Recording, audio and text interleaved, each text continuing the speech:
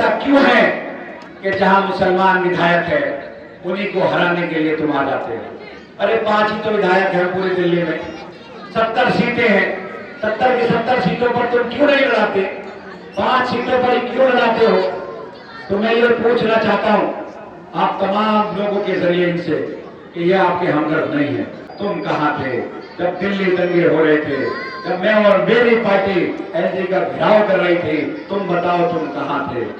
जब नजीब, जब तबरेज अंसारी, जब आसिफ, जब कारी उवैस का कत्ल किया गया, मैं तो उनके बीच में था। तुम बताओ तुम कहां थे? मैं पूछना चाहता हूं तुम कौन से कौम के हमदर्द हो? मेरी सरकार ने 24 घंटे आपको लाइट दी, मेरे मुख्यमंत्री ने 24 घंटे आपको लाइट दी। आप वो याद करो कि अब दिल्ली का सबसे बड़ा ट्रांसफार्मर आपके इलाके में रखा गया था। ये लोग क्या कहते थे कि हरी मस्जिद के आगे का इलाका तो सेफ नहीं है, इसको तो डेमोलिशन होगा। आप देखो मैंने कितना बड़ा आपका काम किया, पुश्ते तक सड़कें बना दी, गलियां बना दी, सीवर डाल दिया, पानी की लाइन डाल दी। ये लोग कहते थे कि हरी मस्जिद के बाद किसी का घर महफूज नहीं है। मैं कहता हूं कि ओखला का अगर एक भी घर बना है तो जब तक मैं जिंदा हूं आपका कोई घर पर आंच नहीं आएगा।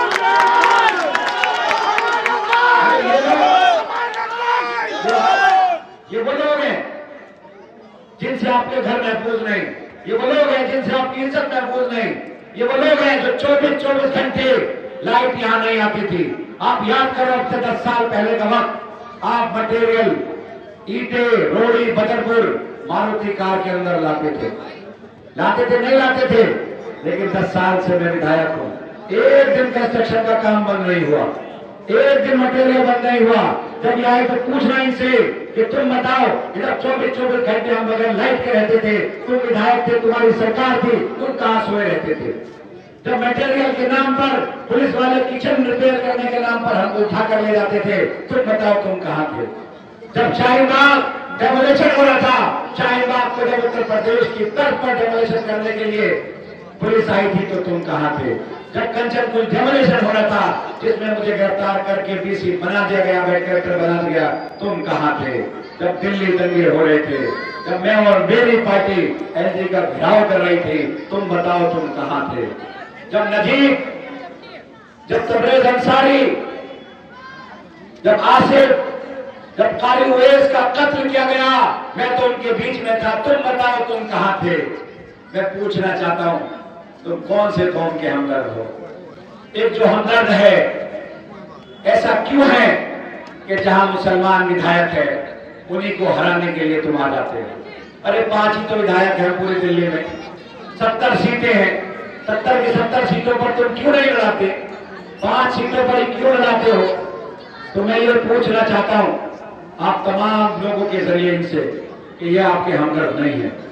पता ही हमदर्द नहीं हो सकते कि अगर ये हमदर्द होते तो आपकी सीट को हराने के लिए ये भाजपा के कैंडिडेट की मदद नहीं करते। आप तो सोचकर देखो, जब ये जीत नहीं सकते, जीतने के लिए जो सिर्फ 2 वार्ड में चुनाव लड़े 90,000 वोट की जरूरत है, तो 90,000 वोट ये ला सकते हैं। अगर ये ला सकते हैं तो आप इनको वोट दे दो, और अगर ये नहीं ला सकते तो ये आपका वोट खराब कर रहे हैं, कहीं ना कहीं आपकी भाजपा की मदद कर रहे हैं। आपका एक एक वोट कीमती है, एक एक वोट की अहमियत है। अगर एक वोट भी आपका बचा तो सीधा फायदा कांग्रेस भी भाजपा का होगा, सीधा फायदा भाजपा का होगा। भाजपा को जिताने के लिए तमाम ताकतें लगी हैं, हमारे बीच की भी, बाहर की भी। हमें ये समझना पड़ेगा, इनकी साजिश को समझना पड़ेगा, और इस साजिश को आपको नाकाम करना पड़ेगा। मैं जिस दिन से आया आपकी तमाम सड़कें बना दी, तमाम गलियां बना दी। अभी पंप हाउस चालू नहीं हुआ, 15 दिन में ये जो एसपीएस बनाया धोबी घाट पे पंप हाउस चालू हो जाएगा। एक भी गली में आपका सीवर का पानी नहीं रुकेगा, मैं गारंटी दे रहा हूं। 2 महीने में जब मैं इतना काम कर सकता हूँ, आपकी सारी गलियां बना सकता हूँ, आपका कूड़ा साफ कर सकता हूँ, आपकी नालियां सीवर साफ कर सकता हूँ। आप सोच के देखो कि 6 महीने में मैं कितना काम कर रहा हूँ।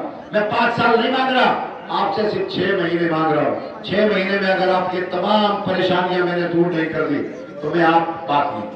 मैं आपसे कह रहा हूँ, पानी की यहाँ परेशानी है, पानी की लाइन मैंने डाल दी, मेन लाइन पानी की डाल रहा हूँ मैं। बटला हाउस के अंदर मैंने पानी की लाइन आ गई है, और जामिया का मेट्रो स्टेशन है, उसके नीचे आप अगर देखोगे 8 में 4 फीट की पानी की लाइन डाल रहा हूँ, धोबी घाट पे यूजीआर बना रहा हूँ ताकि आपको पानी दिया जा सके। आपको बिजली हम दे रहे हैं, मोहल्ला क्लिनिक 2 यहाँ चल रहे हैं, दवाइयां उन्हें मुफ्त मिलती है, आम आदमी क्लिनिक यहाँ चल रहा है, स्कूल हमने बनाए। आप बताओ, जोगाबाई सीनियर सेकेंडरी स्कूल एक छोटा सा स्कूल हुआ करता था, लेकिन आज तो जोगाबाई सीनियर सेकेंडरी स्कूल को न्यू फ्रेंड्स कॉलोनी के अंदर मैंने शिफ्ट किया, जहाँ पर जोगाबाई पटना उसके बच्चे पढ़ते हैं। चंद्रशेखर स्कूल जो न्यू फ्रेंड्स कॉलोनी का था, उसको नया स्कूल बनाया, वहां पर जाकिर नगर के बच्चे पढ़ते हैं। उन दोनों स्कूलों में 14,000 बच्चे पढ़ते हैं। एक स्कूल जो पुराना था बटला हाउस का, 60 कमरे उसके अंदर हमने बनाए। एक अस्पताल की हमेशा से डिमांड थी, एक अस्पताल हमने सरिता बिहार ब्लॉक के अंदर हमने बनाया। मुझसे बहुत सारे लोग ये कहते हैं कि साहब आपने बटला हाउस में अस्पताल क्यों नहीं बनाया? हाँ, मैं नहीं बना पाया क्योंकि अनऑथराइज कॉलोनी है, यहाँ तो ट्रांसफार्मर रखने की जगह नहीं है। जिन लोगों ने कॉलोनियां काटी, उन लोगों ने अस्पताल रखने की जगह छोड़ी नहीं। अगर अस्पताल के लिए जगह छोड़ते तो यही अस्पताल बनाता, स्कूल के लिए जगह छोड़ते तो यही स्कूल बनाता, मोहल्ला क्लिनिक के लिए जगह छोड़ते तो यही मोहल्ला क्लिनिक बनाता। यहाँ तो मोहल्ला क्लिनिक भी किराए पर जमीन लेकर चला रहे हैं, किराए पर घर लेकर चला रहे हैं। आप बताओ कौन सा काम है जो हमने नहीं किया? आप 10 साल पहले अपोलो को कोई जानता था? आप इलाज करा सकते थे? ये लोग जब सरकार में थे, जब ये लोग विधायक थे, एक भी आदमी ऐसा मुझे लाकर दे दीजिए जो ये कहते कि अपोलो हॉस्पिटल के अंदर इन्होंने गरीबों का फ्री में इलाज कराया या आपका इलाज कराया। मैंने हजारों की तादाद में अपोलो के अंदर इलाज कराया, हजारों की तादाद में। यहाँ हर एक आदमी ऐसा मिल जाएगा, वो नहीं तो उसका कोई रिश्तेदार, वो नहीं तो उसके गांव का, जिसमें अपोलो में इलाज कराया। मैंने आप पर एहसान नहीं किया, मैंने अपना फर्ज अदा किया। आपने जो मुझे जिम्मेदारी दी, सरकार ने जो मुझे जिम्मेदारी दी, तीसरी बार मैं आपका विधायक का चुनाव लड़ रहा हूं, मैंने अपनी जिम्मेदारी को निभाते हुए आपका काम किया। कुर्बानी किसी से मेरी कम नहीं है। आज 43 मुकदमे हैं, 43 मुकदमे मेरे ऊपर।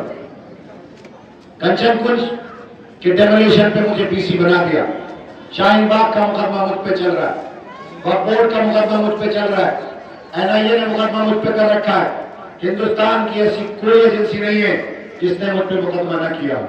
आज ये मुझे हराना चाहते हैं क्योंकि मैं आपकी आवाज उठाता हूँ। मैं आज इनसे डरता नहीं हूँ। अगर मैं डर गया होता, समझौता कर लिया होता, तो ये मुझसे नहीं लड़ते, ना मुझ पर मुकदमा करते, मैं अपने घर बैठा होता। लेकिन मैं इनसे झुका नहीं, मैं इनसे डरा नहीं। आज दिल्ली पुलिस डराना चाहती है। यहाँ के SHO की आप लैंग्वेज देखो, खौफ का माहौल पैदा करना चाहता है। मैं SHO को, दिल्ली पुलिस को भी ये कहना चाहता हूँ कि अपने हद में रहकर काम करो। अगर तुम जुल्म करोगे तो आपके सामने खड़ा हुआ अमानतुल्लाह होगा।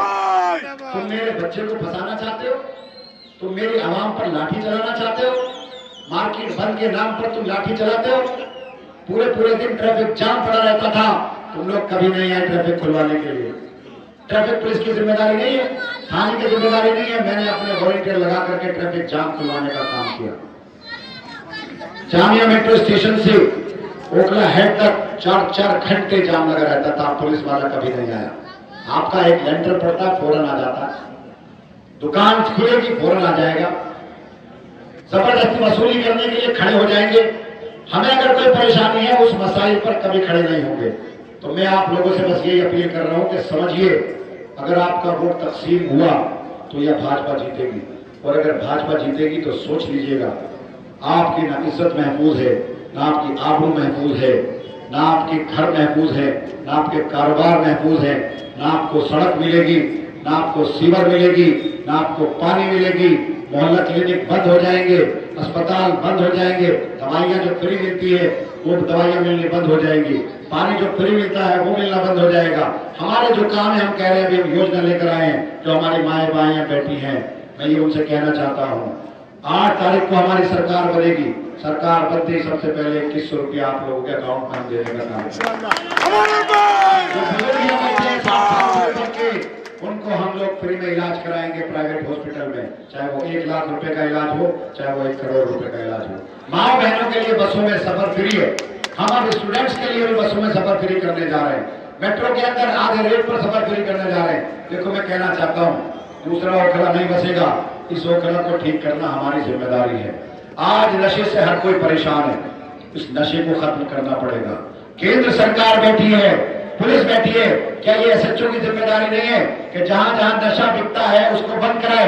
लेकिन ये नहीं करेगा, क्योंकि ये तो आपकी नस्लों को, हमारी नस्लों को बर्बाद करना चाहते हैं, तबाह करना चाहते हैं, और हमारे ऊपर भाजपा का एमएलए मुसल्लत करना चाहते हैं, भाजपा की सरकार मुसल्लत करना चाहते हैं, ताकि हम सुकून से अपनी जिंदगी न जी सके। इनको समझना पड़ेगा। जज्बात में आने की जरूरत नहीं है। जज्बात के आने की वजह से, छोटी सी गलती की वजह से कई बड़ा नुकसान न कर बैठे। 5 साल तक पछताना पड़ेगा। रिश्तेदारी को छोड़ो, जज्बात को छोड़ो, ताल्लुकात को छोड़ो। अगर कोई परेशान है तो उसके लिए दुआ करो। अगर उसे वकील की जरूरत है तो वकील करो। अगर उसका पैसे की कमी है तो पैसा पूरा करो। अच्छे से अच्छा वकील खड़ा करके उसकी जमानत कराओ।